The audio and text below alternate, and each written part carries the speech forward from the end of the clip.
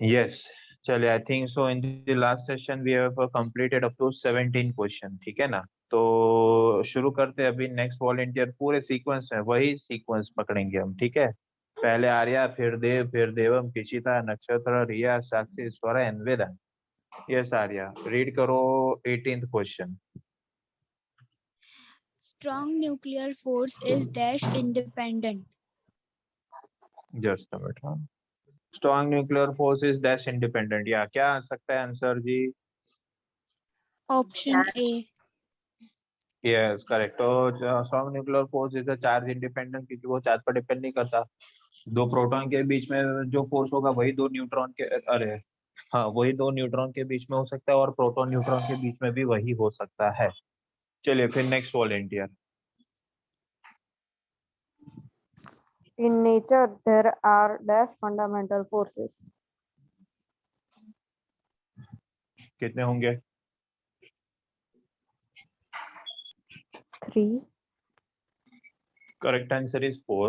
There are 4 fundamental forces: strong nuclear force, weak nuclear force, gravitational force and electromagnetic force. चलिए, ठीक है। तो next volunteer, pen किधर गया मेरा? जस्ट अ मिनट, हाँ। पेन पेन किधर गया? सर, पेन क्यों? हाँ जी, फर्स्ट सेकंड का क्या आंसर है? एक ही मिनट, हाँ, ये मेरा पेन गुम हो गया। हाँ, आ गया पेन। कौन सा फर्स्ट सेकंड का, यानी आज जो सॉल्व किया वो? हाँ सर, मैं अभी लेट ज्वाइन हुआ। कहाँ लेट चल, तू आ गया फिर तो चालू किया मैंने। पहले का चार्ज और दूसरे का 4। चलिए देवम भाई, अभी आपकी बारी है, रीड कीजिए। Yes, sir. Which particle is emitted along with electron in beta emission of the from the nucleus? जानते हो answer?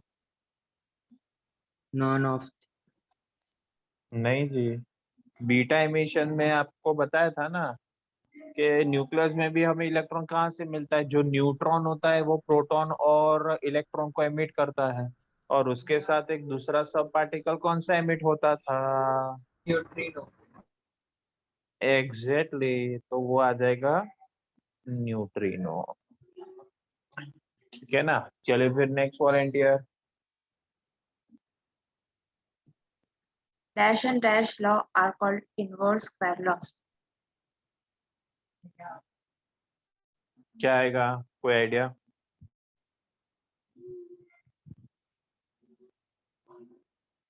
Ji, Newton's law for gravitation होता है F is G m1 m2 by r square,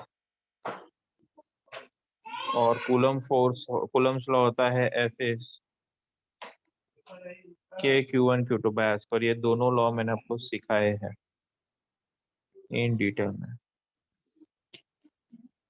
तो यहाँ पर आप देख सकते हो बाय द वे कि ये दोनों इक्वेशंस के अंदर, दोनों इक्वेशन के अंदर फोर्स जो है वो डिस्टेंस, फोर्स जो है वो डिस्टेंस से इनवर्सली स्क्वायर प्रोपोर्शन है, इनवर्सली डिस्टेंस के स्क्वायर से प्रोपोर्शनल है।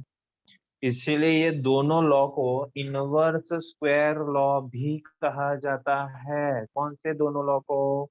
Newton's law for gravitation and Coulomb's law.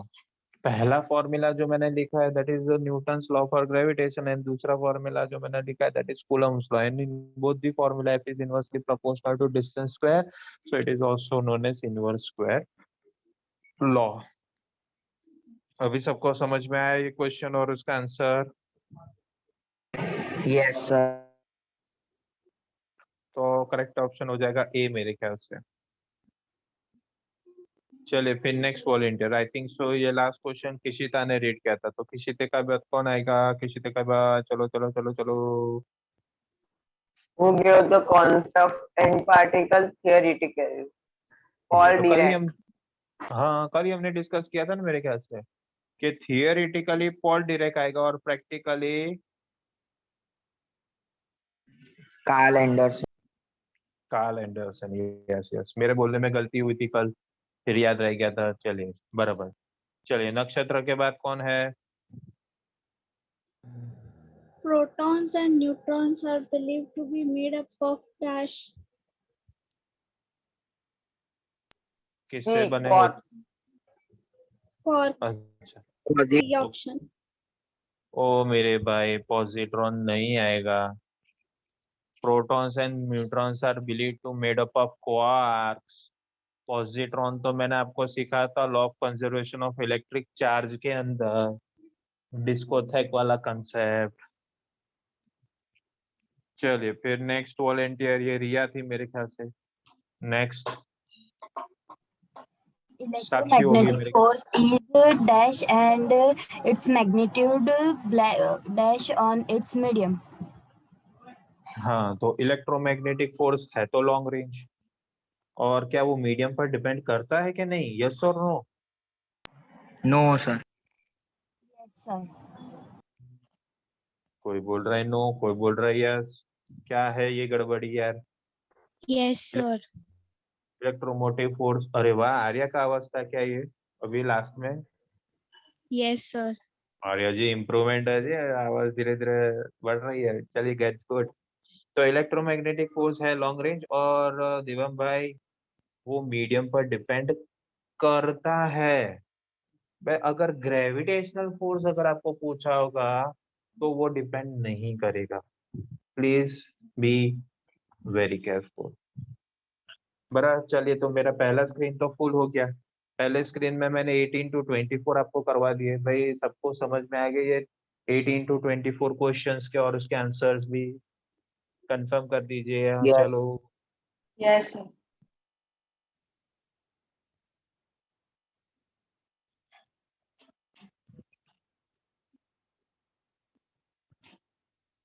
Next sequence अब पढ़ा जाता.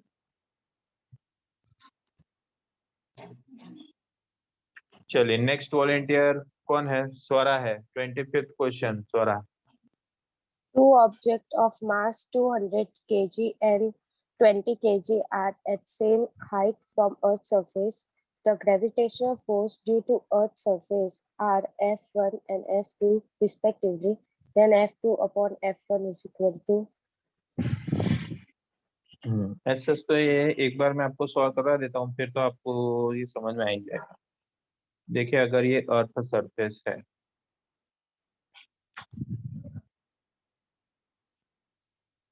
इससे ये ऑब्जेक्ट 1 और ऑब्जेक्ट 2. ऑब्जेक्ट 1 का मास, मैं सिर्फ नंबर लिखता हूँ, मेरे पास जगह नहीं है इसलिए. 200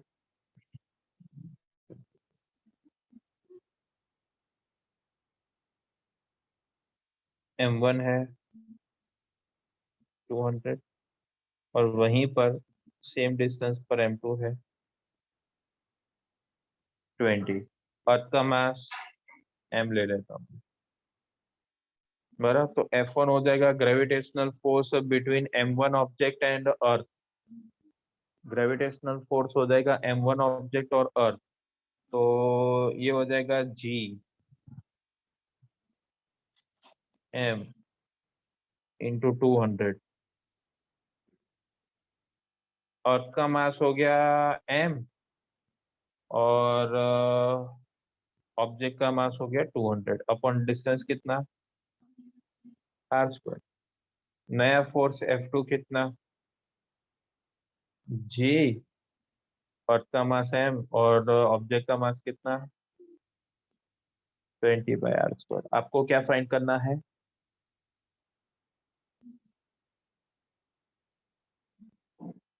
F2/F1. F2 है GM 20/r², इंटू F1 क्या है? GM 200 upon r². क्या कैंसिल हो गया?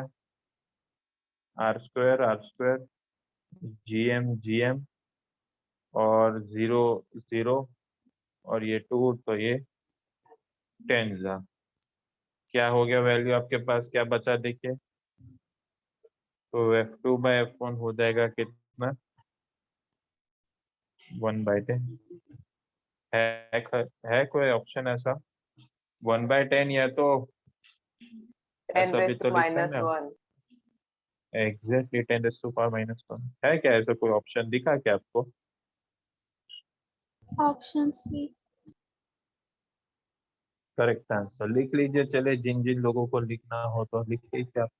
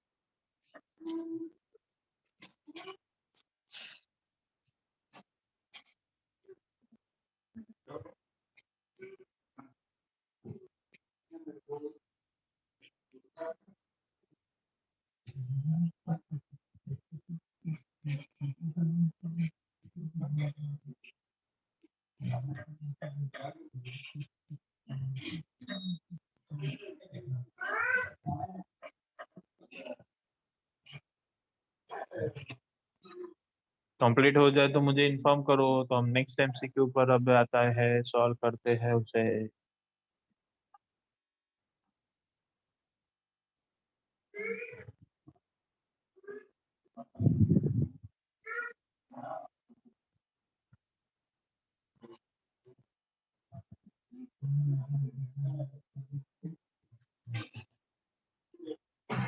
completed हम done done done completed okay.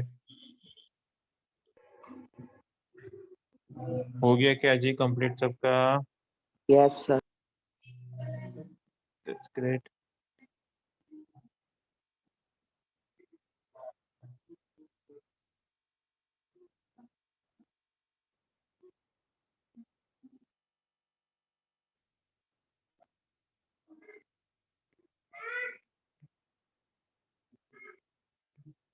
चलिए जी, next volunteer to read next question.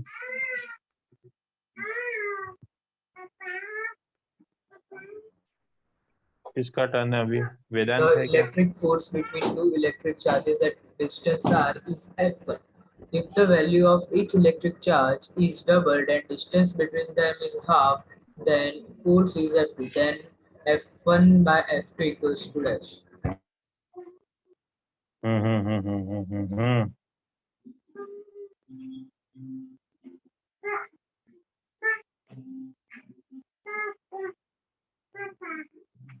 26 electric force between two electric charge at distance है। ओके, मतलब देखिए, पहले फोर्स हो जाएगा कि Q1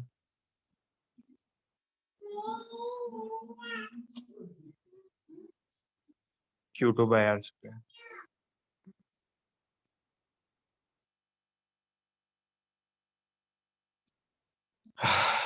ये दो चार्जेस जब इनिशियली आर डिस्टेंस से सेपरेटेड थे तब की बात है, मतलब ऐसा।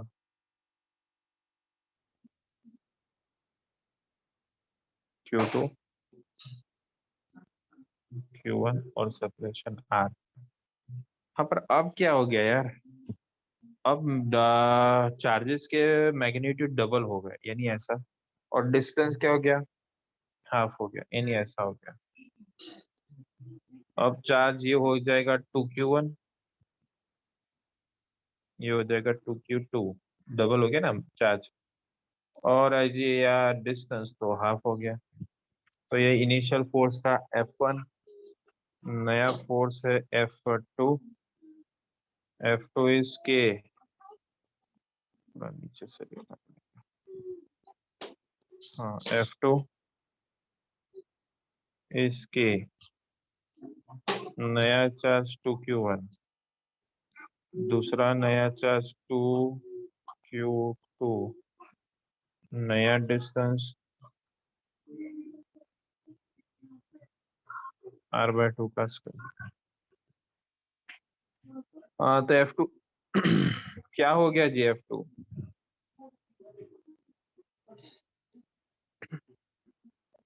2 2 जा न्यूमरेटर का 4 हो गया, और नीचे भी आप देखिए तो ये हो जाएगा 4 के Q1 Q2 upon r² bye 4। ये 4 भी तो ऊपर चला जाएगा तो हो जाएगा 16 के Q1 Q2 bye r²।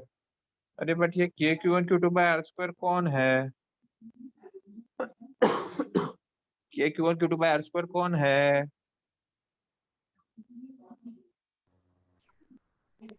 Gravitation.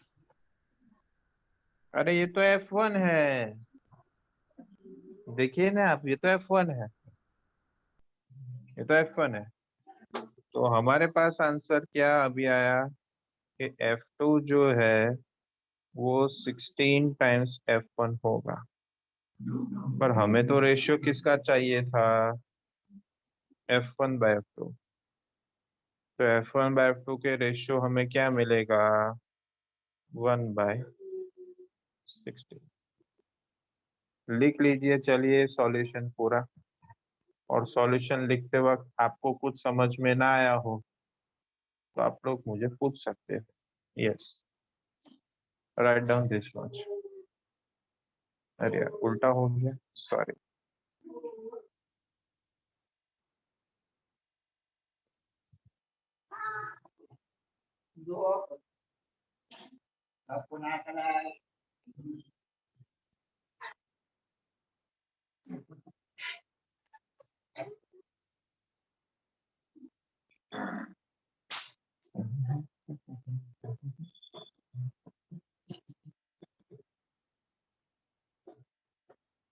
भाई किसी को भी कुछ ना समझ में आया हो तो आप लोग पूछ सकते हो। हाँ?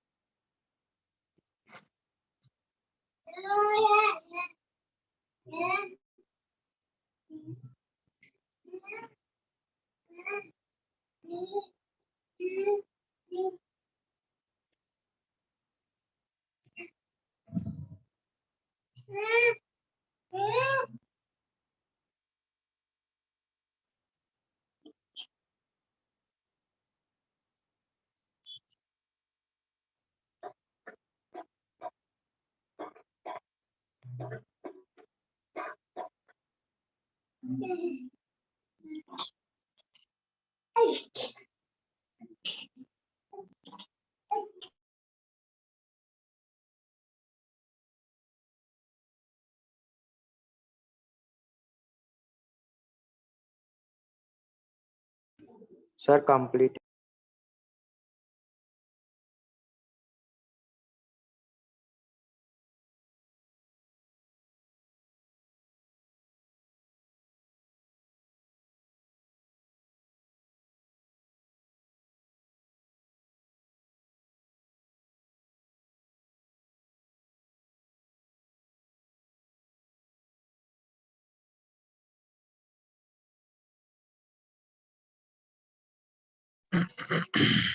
चलिए जी, हो गया सबका कंप्लीट, आगे बढ़ते हैं।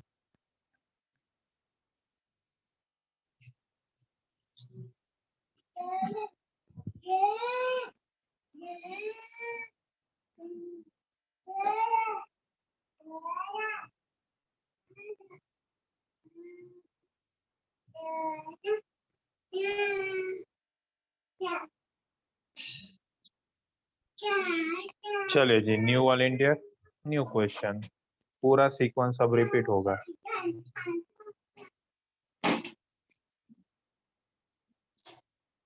यस आर्या, चलिए सीक्वेंस रिपीट हुआ है। The gravitational force between any two body changes with distance as Fa r raised to 1, where n is equals to dash. तो क्या पाएगा आंसर? सर कोई 1. आइडिया? ओके, किसी ने 1 बताया, फिर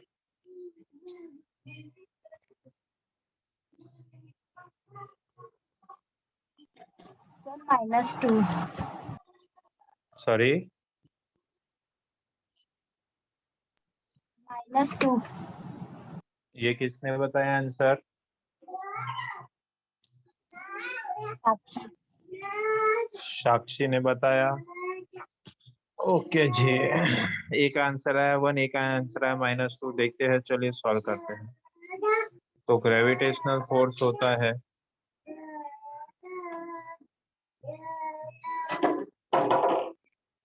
Gm1m2/r²। तो हम ऐसा कह सकते हैं कि F is inversely proportional to r²। तो हम ऐसा भी तो कह सकते हैं कि F is directly proportional to r⁻²।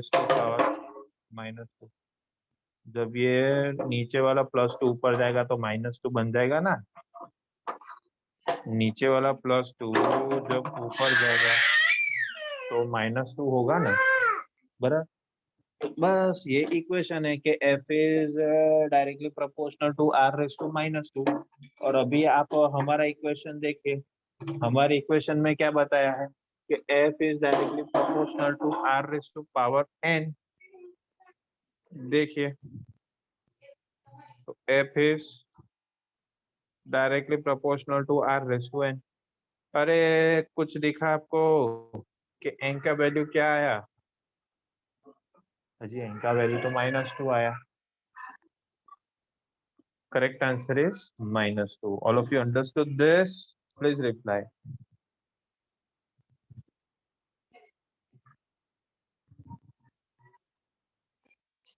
Yes or no? Yes, तो आ गया समझ में। Okay then. Next volunteer to read next question, please.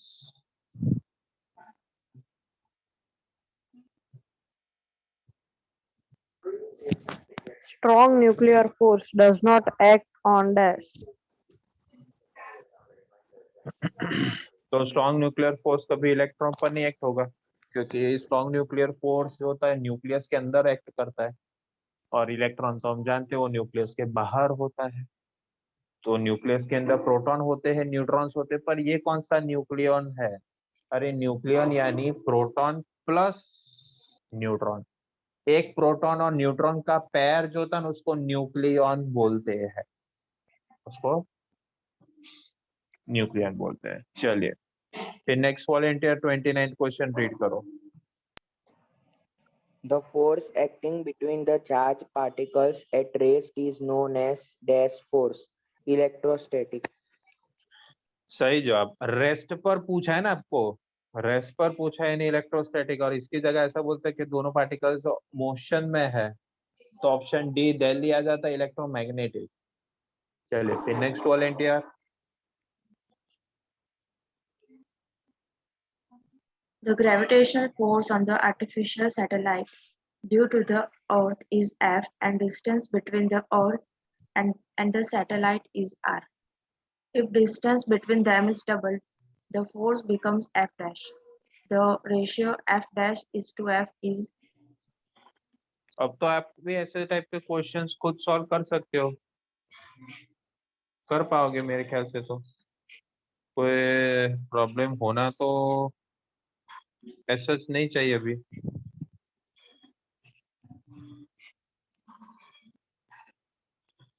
चलिए, ये अर्थ होगा, ये सैटेलाइट होगा। अर्थ का मास बड़ा है, सैटेलाइट का छोटा है, दोनों के बीच का डिस्टेंस r।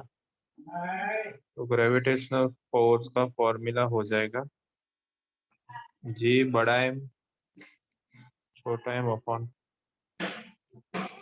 Are square. अब क्या हो गया कि दोनों के बीच का डिस्टेंस बदल गया, नया फोर्स आ जाएगा एफ। दोनों का मास तो वही रहा, जी बड़ा एम छोटा एम अपॉन डिस्टेंस डबल हो गया ना, तो 2r का स्क्वायर। तो ये एफ डैश क्या बन गया जी, एफ डैश बन गया जी mm बाय 4r स्क्वायर। पर एफ डैश में कहीं आपको कुछ दिखा, तुझमें कुछ दिखता है? जैसे शाहरुख खान को अनुष्का शर्मा में कैसा रब दिखता था, तो क्या एफ डैश में आपको कुछ दिखता है क्या? एफ डैश में भी आपको कुछ दिखा क्या? शाहरुख खान बोलता है तुझमें रब दिखता है, तो हमें इस इक्वेशन में क्या दिखता है? किसी को नहीं दिखा यार। ये देखिए ब्लू वाला कौन है?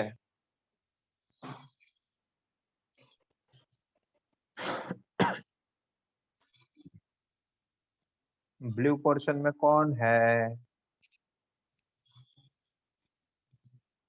F. सही बोला, तो ये एफ है, तो अपॉन में 4 रह जाएगा। पर हमें तो रेशियो चाहिए था एफ डैश बाय एफ का, तो जी एफ डैश बाय एफ का रेशियो आपको मिल जाएगा क्या, 1/4। पर ऐसा ऑप्शन है क्या? हाँ है ना यार, ये ऑप्शन है। चलिए तो लिख लीजिए, आपको अगर समझ में आ गया है सब कुछ तो लिख लीजिए। चलिए हरियर सर बोलो। सर ये आपने वो F plus two GM1 M2 upon 4r square को कन्वर्ट कैसे किया है एफ अपॉन 4 में? छोड़ो, नहीं किया मैंने, बस मैं नया स्टेप लिख देता हूँ। ये तो तेरे को समझ में आया ना 4 कैसे आया? हाँ सर वो समझ में। बस तो तू है ना एफ डैश बाय एफ का रेशियो ले ले चल। तो एफ डैश बाय एफ का रेशियो अगर हम लेते हैं, एफ डैश क्या है? एफ डैश है G capital M small m upon 4r square. और एफ क्या है? G capital M small m upon r square. तो देवम भाई अभी यहाँ पर हमारा फेवरेट स्टेप आएगा, कटिंग का स्टेप। ये पूरा गया, ये पूरा गया, आर स्क्वायर गया, आर स्क्वायर गया, तो ये 4 नीचे तो आएगा ना, आके ना, यस तो आ गया ना answer, F dash by F. यहाँ से भी आ गया देखिए 1/4। ये समझा भी तू? Yes sir. लिख लीजिए। चलिए फिर आगे बढ़ते। आई थिंक सो ये 30th क्वेश्चन था, अब 10 क्वेश्चन बाकी है हमारे, पर टाइम कितना बाकी है? Oh my God, 5 minute.